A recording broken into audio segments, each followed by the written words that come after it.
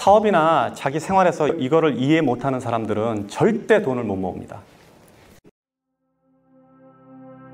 돈을 많이 벌면 부자가 되는 줄 알죠?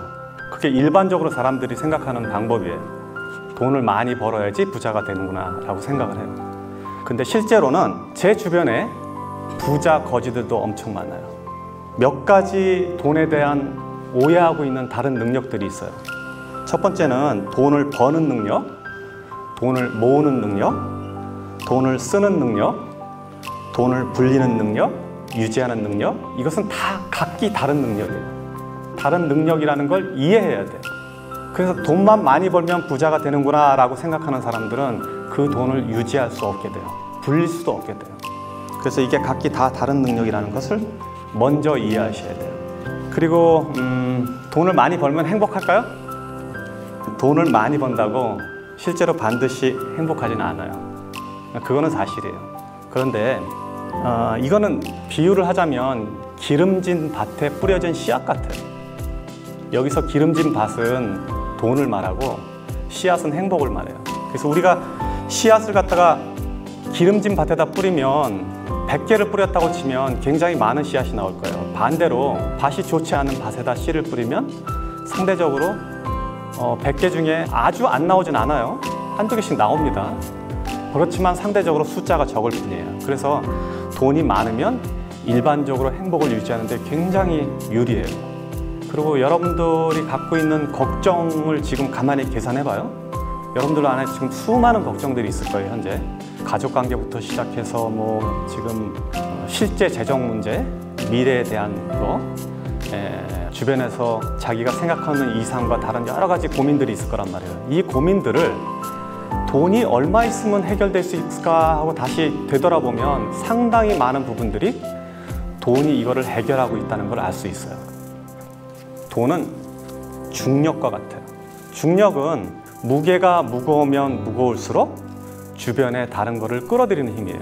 그러니까 지금 지구가 달을 끌어들여서 돌고 있게 하고 태양이 지구를 끌어들여서 주변에서 돌고 있게 하는 힘이 중력이에요. 그래서 돈도 똑같아요. 즉 돈이 많으면 많을수록 다른 돈을 끌어들이고 그 돈의 무게감이 크면 클수록 다른 돈을 끌어들이는 힘을 갖고 있어요. 내가 지금 10억을 벌고 싶다. 10억을 목표를 세웠어요. 그럼 매 1억을 지금 모아간다고 가정을 해요. 열심히 일하고 혹은 사업을 해서 1억을 모았어요. 그럼 그 다음 또 1억을 모으고 1억을 모으고 이렇게 해서 계속 10억까지 갈 거 아니에요. 근데 이제 보통 사람들이 생각하는 돈의 개념은 첫 번째 1억을 모을 때 이 1억을 모으기 위해서 들어간 노력의 총합이 예를 들면 100이라고 가정을 합시다. 그럼 두 번째 1억을 모을 때 또 100이 들고 세 번째 1억을 모을 때 또 100이 들고 해서 전체 1000이 들어가야지 10억을 모은다고 이해를 해요. 통상적으로. 근데 그렇지가 않아요. 돈은 중력이 있기 때문에.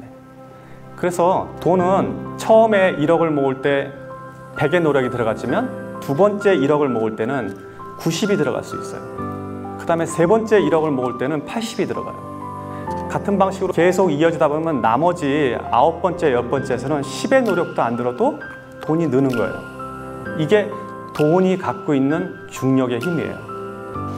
그러면 이거를 숫자로 계산하면 제 느낌은 어떠냐면 1, 2, 3, 4, 5, 6, 7, 8, 9, 10 이렇게 돈이 늘어나는 게 아니라 1, 2, 4, 8 순식간에 10 이렇게 되는 거예요. 그러니까 그렇게 돈이 늘어나는 거예요. 돈과 중력은 동일한 형태를 유지하고 있다. 이게 돈의 속성 중에 하나예요. 이해를 해야 돼요.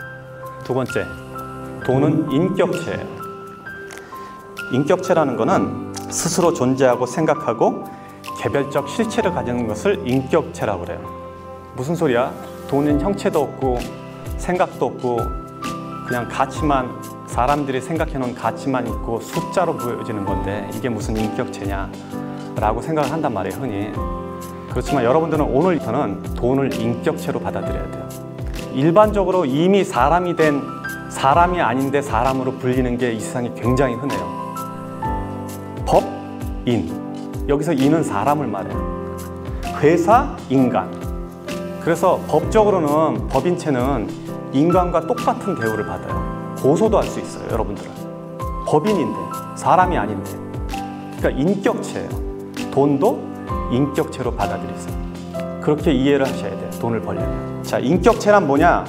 인격체로 돈을 이해하면 돈은 어떤 형태로 보이냐? 여러분들이 돈을 보는 시각이 완전히 바뀔 거예요. 그러면 큰 돈은 어른이고 작은 돈은 아이가 되는 거예요. 돈은 감정을 가졌어요. 돈은 생각을 해요. 그리고 또 돈은 자기가 좋아하는 데가 있고 싫어하는 데가 있어요. 그리고 돈은 헤어지는 것을 싫어하고 함께 모여 있는 걸 좋아해요. 돈은 그래서 몰려다녀요. 이런 특성들을 고려하면 돈은 인격체예요. 그러니까 여러분들이 돈을 모으면, 돈을 벌면 이 돈을 인격체처럼 대해야 돼요. 작은 돈을 함부로 하면, 바꿔 말해서 어린아이를 함부로 하면 그 엄마가 우리 가게에 올까요? 아니면 그 엄마가 내 친구가 될까요? 안 오지. 싸우잖아. 그리고 밖에 가서 소문낼 거 아니에요. 작은 돈을 함부로 낭비하면 큰 돈을 모을 수 없는 것은 당연한 이치예요. 그리고 돈은 감정을 가졌어요. 그래서 여러분들이 돈을 벌었는데 이 돈을 아무 데다 함부로 쓰잖아요. 뭐 술집에 가서 탕진을 한다든지 도박을 한다든지 아니면 이유 없이 사치를 한다든지, 그러면 돈을 감정을 가졌기 때문에 나를 이렇게 대하는구나 이 사람은, 그렇게 생각하고 돈은 여러분들을 떠날 거예요. 왜냐하면 돈은 자기를 갖다가 하찮게 대하는 사람들을 옆에 두지 않기 때문에 그래요. 또 돈은 생각을 가졌습니다. 생각이 있기 때문에 여러분들이 무슨 행동을 하는지 이해하고 있다가 갈까 말까를 결정하고, 생각을 가졌기 때문에 여러분들이 좋은 일에 돈을 쓰면 그 돈은 다시 돌아와요. 그래서 큰 돈은, 작은 돈은 아껴야 되고 큰 돈은 제대로 보내줘야 돼요. 이게 돈을 쓰는 방식 중에 하나예요. 그래서 돈은 인격체다라고 이해를 해줘야 돼요. 일정하게 들어오는 돈은 불규칙한 돈보다 힘이 세다. 사업이나 자기 생활에서 이거를 이해 못하는 사람들은 절대 돈을 못 모읍니다. 일정하게 들어오는 돈은, 일정하게 들어오는 것 자체가 어마어마한 힘이에요. 큰 돈은 상대적으로 작은 돈보다 중력이 셀 거예요. 그런데 일정하게 들어오는 돈은 한 번에 몰려다니는 돈보다 힘이 세요. 매달 100만 원씩 버는 사람은 한 번에 1년 내내 굶다가 어느 날 1000만 원 버는 사람보다 힘이 세다는 얘기예요. 이거를 캐시플로우라고 얘기해요. 일정하게 물이 들어오는 거.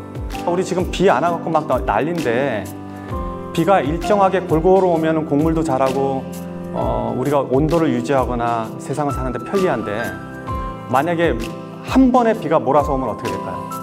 연량 강수량이 200mm 밖에 안 되는데 1년 내내 안 오다가 200mm 한 번에 와. 이러면 우리 풍수로 죽게 되는 거예요. 돈도 똑같은 거예요. 사업도 마찬가지예요. 매출이 주말에 500만 원 오르는 거 아무 의미 없어요. 매일 100만 원 오르는 게 더 좋은 거예요. 왜냐하면 일정하게 들어오는 돈은 그 돈 자체가 강력한 힘을 갖고 있어요. 그러니까 일정하게 들어오는 돈은 조직화된 돈이라고 봐야 돼요. 그래서 그 돈은 다른 돈들을 이겨요. 더 큰 돈, 목돈 2천만 원, 3천만 원 들어오는 거 아무 의미 없어. 매달 100만 원, 200만 원 버는 게 아주 무섭고 중요한 돈인 걸 알아야 돼요. 고생해서 번 돈은 공짜 돈보다 힘이 세다. 이거는 좀 이해하기가 쉬운데, 돈은 같은 100만 원이라도 혹은 같은 1000만 원이라도 그 숫자는, 가치는, 지금 현재 보여지는 가치는 동일하더라도 그 돈이 벌어진 과정에 따라서 그 돈의 무게가 틀려져요.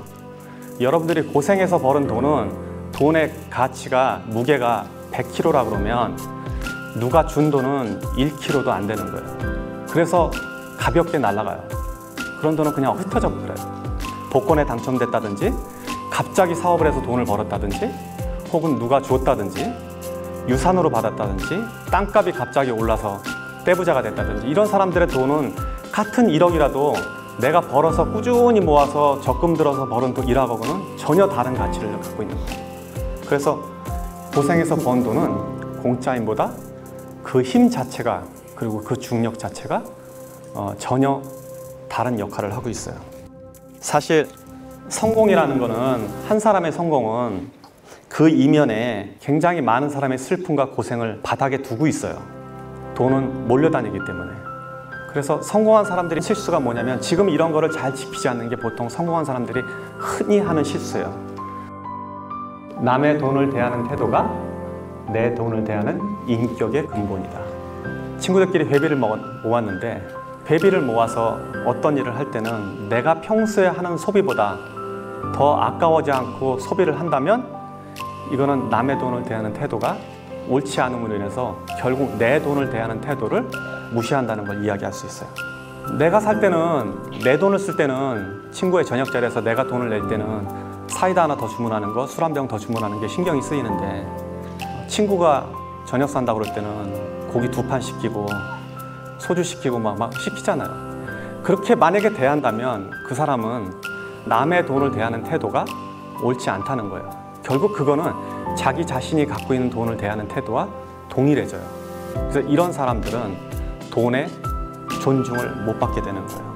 그래서 공공물품이라든지 여러분들이 어디 나가서 세금으로 어떻게 마련한 시설물, 형태, 서비스 이런 것조차도 이게 공공자산이면 결국 그 안에 내 돈도 있고 남의 돈도 있잖아요.